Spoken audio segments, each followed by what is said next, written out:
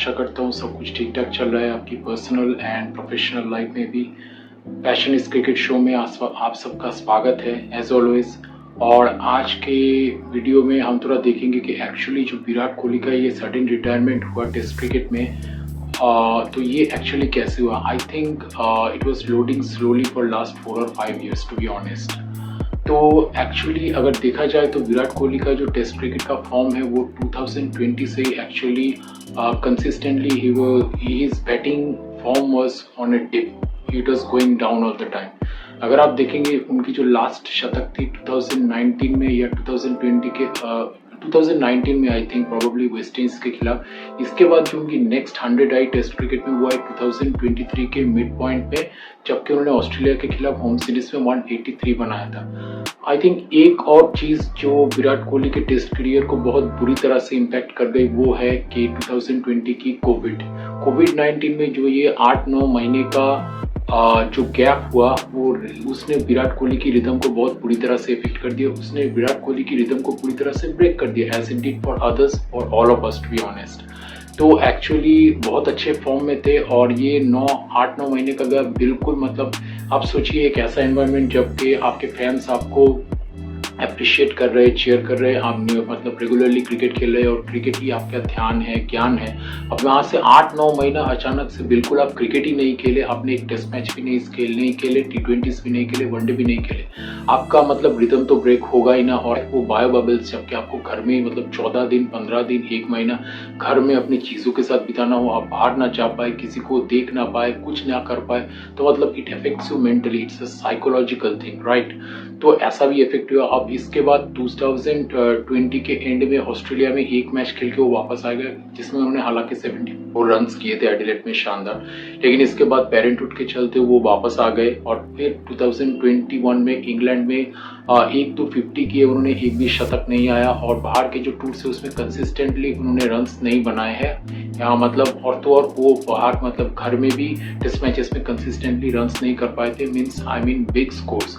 अब 2022 के स्टार्टिंग में जब साउथ अफ्रीका गए तो 2-3 टेस्ट मैचेस की सीरीज थी और साउथ अफ्रीका की टीम वीक थी। अब ये मैं उस मतलब पीरियड की बात कर रहा हूँ जबकि विराट कोहली अब भी कैप्टन थे, तो मतलब उनकी फॉर्म की वापसी के बड़े चर्चे हो रहे थे। और 2022 में जब वो साउथ अफ्रीका गए, साउथ अफ्रीका की वीक टीम के सामने भारत की टीम टेस्ट सीरीज हार गई और 1-0 से आगे होने के बाद हार गई, जो कि बहुत सैड था। अब एक ही मैच में विराट कोहली ने 79 किया था, चलिए उनका बल्ला तो थोड़ा चला था, सबको लगा फॉर्म वापस आ गया, लेकिन फॉर्म वापस नहीं आई। बांग्लादेश के खिलाफ होम सीरीज में भी रन्स नहीं आए। हालांकि इस वक्त तक एशिया कप में और 2022 के वर्ल्ड कप में, T20 वर्ल्ड कप की बात कर रहा हूँ मैं, यहाँ पे खेल के अब विराट कोहली का जो T20 और वनडे इंटरनेशनल का फॉर्म है वो काफ़ी अच्छी तरह से वापस आ गए, लेकिन टेस्ट क्रिकेट में ये नहीं हुआ। फाइनली 2023 के ईयर में जब ऑस्ट्रेलिया के खिलाफ होम सीरीज में वो खेले तो 4th टेस्ट मैच में जाके उन्हें 186 किया,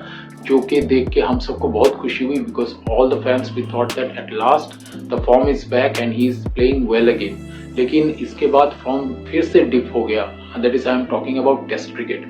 एंड मतलब सबसे पहले कैप्टनसी उन्होंने छोड़ी, क्योंकि देखिए यंग जनरेशन का जो दबाव नहीं, यंग जनरेशन का जो एग्जिस्टेंस है वो बढ़ रहा था धीरे धीरे टीम में। ऋषभ पंत ले लीजिए, आप शुभमन गिल ले लीजिए, अब बैटिंग फॉर्म नहीं चल रही है और टीम मतलब वीक ओपोनेंट के खिलाफ टेस्ट सीरीज हार गई। अब इससे पहले जिस तरह से उन्हें वनडे टीम की कैप्टनसी से हटा दिया गया था, क्योंकि T20 वर्ल्ड कप 2021 के बाद जबकि भारत सेमीफाइनल में नहीं पहुंच सकी तो उन्होंने T20 छोड़ दी और तो बोर्ड ने उनसे कैप्टनसी मतलब ODI क्रिकेट की कैप्टनसी भी ले ली। तो यहाँ पे साउथ अफ्रीका की वीक टीम से हारने के बाद उन्हें यही लगा कि अब मुझे टेस्ट क्रिकेट की कैप्टनसी से भी हटा दिया जाएगा, क्योंकि ये साइकोलॉजिकली ये सब चीज़ें आपको इफेक्ट करती है, राइट। कि मतलब यहाँ से हटा दिया गया तो आप शायद परफॉर्मेंस नहीं हुआ तो यहाँ से भी हटा दिया जाएगा, तो इससे अच्छा ये है कि मैं कैप्टनसी छोड़ देता हूँ और बैटिंग में कॉन्सेंट्रेट करता हूँ। सो उन्होंने कैप्टनसी छोड़ दी और बैटिंग में कॉन्सेंट्रेट करना स्टार्ट किया। स्लोली पाकिस्तान के खिलाफ मतलब ऑस्ट्रेलिया के खिलाफ एक सेंचुरी भी आई, लेकिन फिर से बैटिंग की जो फॉर्म की डिप है वो टेस्ट क्रिकेट पे कंटिन्यू होती रही। एक वेस्ट इंडीज के खिलाफ अवे सीरीज में वेस्ट इंडीज में उन्होंने एक शतक लगाया, फिर से फैंस को लगा कि थोड़ा फॉर्म वापस आया, लेकिन फिर there is a dip in form again and again. तो ये अब 4-5 साल से चल रहा है। आप देखिए 2020 से लेके 2024 के एंड तक, ये अब 2024 के एंड में ये बॉर्डर गावस्कर ट्रॉफी में गए। वहां पे इससे पहले न्यूजीलैंड की सीरीज में बिल्कुल रन्स नहीं आए। एक ही मैच में जब चिन्ना स्वामी में फर्स्ट टेस्ट मैच के सेकंड इनिंग्स में उन्होंने 70 किया था, भारत वो टेस्ट मैच हारी। अब होम सीरीज में भारत 3-0 से हार गई। ये इम्पैक्ट बहुत ज्यादा हुआ, मतलब विराट कोहली के करियर के ऊपर भी, और रोहित शर्मा की रिटायरमेंट के पीछे भी यही एक मेन रीजन है, one of the main reason मैं कहूंगा। क्योंकि होम सीरीज में भारत इस तरह से कभी फेल नहीं होती और कंसिस्टेंटली सबको दिख रहा है कि बैटिंग परफॉर्म नहीं कर पा रही है। क्योंकि हमारे बॉलर्स, आप बुमराह ले लीजिए, अश्विन ले लीजिए, जब तक वो खेले सारों ने परफॉर्म किया। अब बॉर्डर गावस्कर, इसके बाद बॉर्डर गावस्कर ट्रॉफी में फिर से 3-1, और बॉर्डर गावस्कर ट्रॉफी में बॉलिंग वाइज बाकी सब डिपार्टमेंट्स में हम बहुत कॉम्पिटिटिव रहे, लेकिन सिर्फ बैटिंग में कंसिस्टेंटली फेलियर की वजह से हम कुछ कर नहीं पाए और 3-1 से हार गए। खास करके मेलबोर्न में वो मैच जिसमें हम लास्ट सेशन में 7 विकेट गवा बैठे, वो मैच तो ड्रॉ होना चाहिए था। अब आप सीनियर है, बहुत सारे प्लेयर्स आईपीएल के चलते उभर कर आ रहे हैं। अभिमन्यु ईश्वरन, करुण नायर की वापसी के बारे में बात हो रही है। तो all this things impact you, और मतलब young generation is coming up to take the lead in Indian cricket slowly. और इसके बाद अश्विन ने रिटायरमेंट ली सीरीज के मध्य भाग में ही। इसके बाद रोहित शर्मा ने रिटायरमेंट अनाउंस कर दी। विराट कोहली ने 9 इनिंग्स में 190 किया, जबकि एक शतक तो उन्होंने पार्ट में ही लगाया था। सेकेंड इनिंग्स में वहां पे गेम सेटअप हो चुका था, लेकिन फिर भी वो भारत को 500 से ज्यादा लीड में लेके गए। तो वहां पे मैं इनको क्रेडिट दूंगा, उन्होंने अपना 100 किया हुआ, उनका आखिरी 100 था टेस्ट क्रिकेट में। और फैंस को फिर से लगा चलिए विराट कोहली अपने फेवरेट प्लेस ऑस्ट्रेलिया में आ गए और शतक कर लिया, तो फॉर्म वापस आ गए। लेकिन इसके बाद huge deep in form and more than anything, एक मैचेस में तो वो उन्होंने रन्स नहीं बनाए, सिर्फ मेलबोर्न में उन्होंने 36 किया फर्स्ट इनिंग्स में जब थोड़ा सेट लग रहे थे। और मोर देन एनीथिंग, जो कि मैं कहने जा रहा था, अब ये off stump, outside of off stump जाते हैं और निक करते हैं, आउटसाइड ऑफ ऑफ स्टंप जाते हैं, निक करते हैं। अब एक बार हो सकते हैं, 2 बार हो सकते हैं, लेकिन बार बार इस तरह से आउट होंगे तो इंटरनेशनल लेवल पे क्रिटिसाइज तो आपकी, मतलब क्रिटिसिज्म तो आपकी होगी और बहुत ज्यादा ह्यूज होगी। और मतलब जिन्होंने क्रिटिसाइज किया उनको आप पूरी तरह से टोटली गलत भी नहीं बोल सकते थे, क्योंकि कंसिस्टेंटली 5 साल से ही हैड अ ह्यूज बैटिंग, मतलब batting form depth in test cricket. I am a big fan, but लेकिन जो हुआ वो तो आपको बोलना पड़ेगा ना, मतलब you have to accept it. तो इस तरह से थोड़ा थोड़ा बिल्डअप चलता आया। इसके बाद रोहित शर्मा की रिटायरमेंट और अश्विन की retirement, I think he felt a bit lonely too, वो थोड़ा अकेले महसूस करने लगे, क्योंकि उनके जनरेशन्स का कोई भी क्रिकेटर अब इंडियन टीम में खेल नहीं रहा है। तो ये भी थोड़ा इम्पैक्ट कर गया उनको ह्यूजली। और सबसे बुरी बात की टेक्निकल फॉल्ट जो क्लियरली दिख रही है उनकी बैटिंग में, सबके हिसाब से मुझे नहीं लगता कि ये टेक्निकल फॉल्ट है, क्योंकि ये टेक्निकल फॉल्ट्स अगर होते तो ये आदमी 123 टेस्ट मैच नहीं खेलते और 9000 से ज्यादा रन नहीं बनाते 46 के एवरेज से।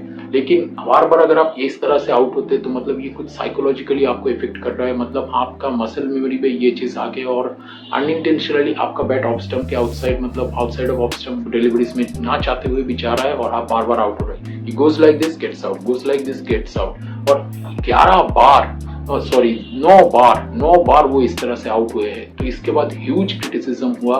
और मतलब मुझे लगता है कि इंग्लैंड के लिए जब बात हो रही थी तो शायद सिलेक्टर्स के साथ उनकी कुछ बात हुई और उन्हें यही कहा गया होगा कि obviously you are going to England, you will be selected, but we will have a close eye on you, मतलब आपकी फॉर्म पर हमारा ध्यान रहेगा, क्योंकि देखिए नए यंगस्टर्स उभर कर आ रहे हैं और कंसिस्टेंटली 5 साल से आपके कंसिस्टेंटली टेस्ट क्रिकेट में रन्स नहीं बन रहे हैं। तो अगर पहले 1 या 2 टेस्ट मैचेस में आपके रन्स नहीं बनते, maybe we will have to drop you from the squad for the next test matches, ऐसा कुछ हुआ होगा।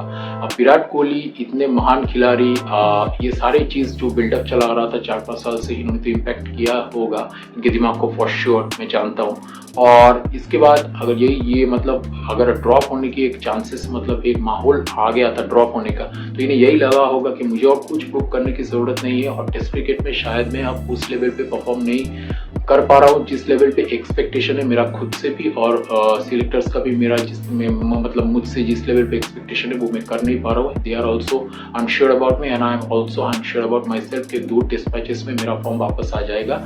और थोड़ा डाउट आया और उन्होंने यही सोचा कि अगर मैं ड्रॉप हो गया that would be very humiliating after this fabulous career which he had. तो he thought that it's better that I go and take the call it a day on my test career और young generation के हाथों अपना baton मैं पूरी तरह से दे दूँ। और इसीलिए उन्होंने अपने रिटायरमेंट का अनाउंस किया। But great thanks to God he is continuing on one day cricket, so keep watching him. and enjoying him, because we're not going to see the likes of him again. I am sure about it. His passion, energy, his dedication, hard work is unique. तो यही था मेरे ख्याल में उनकी retirement का main reason, और इस तरह से उनका करियर समाप्त हुआ। बट शानदार करियर, 123 मैच, 9000 प्लस रन, 30 शतक और 46 का average, 40 test wins as a captain. I think it was a fabulous career, ended in a little sad way, but I think this was the main reason. I think he doesn't want to get dropped. He didn't want it to get dropped. That would have been very humiliating. So that's why I think rightly he announced his retirement. अगर drop होते तो बड़ा humiliating होता और बड़ा sad होता। I think his fans would have started crying, they are feeling sad, but had he got drop उनके fans रोने लगते, जो कि बहुत ही बुरा होता। आज का वीडियो यही तक। I hope you like my work. Please like and subscribe my channel, and for more videos like that in future on Indian cricket, recent matches, old matches, for all the stories about Indian cricket, keep watching my channel. Passion is Cricket. Live life king size. Bye.